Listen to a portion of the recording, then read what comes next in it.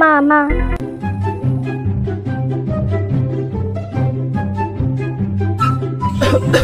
বলো বৌমা, কি হয়েছে? মাথাটা খুব ব্যথা করছিল, তাই শুয়েছিলাম। আপনি তো জানেনই যে আজকে আমাদের বাড়ি থেকে এত লোকজন আসবে, তা একার হাতে এত রান্না বান্না সামলানো সম্ভব না, তাই আপনাকে একটু ডাকতে আসলাম। আমার কি আর রান্নার বয়স আছে? দুদিন ধরে বাতের ব্যথাটা বেড়েছে, মাথায় যন্ত্রণা করছে। তুমি একাই যাও, আমি পারবো না। ঠিক আছে। নাটক দেখলে বাঁচা যায় না, অন্য লোকজন আসলে তখন গত্তরে বয়, এখন বয়েছে না।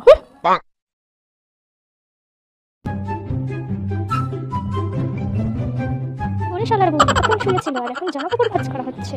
মা, এই নিন আপনার শাড়ি। আমার হাত পেতে নিচ্ছে, তখন লজ্জাও লাগে না। আরে মুখের ভাব দেখো। আমার এই সাদা শাড়ি পরার বয়স হয়েছে, আমি পরবো না, তুমি পরো নাও।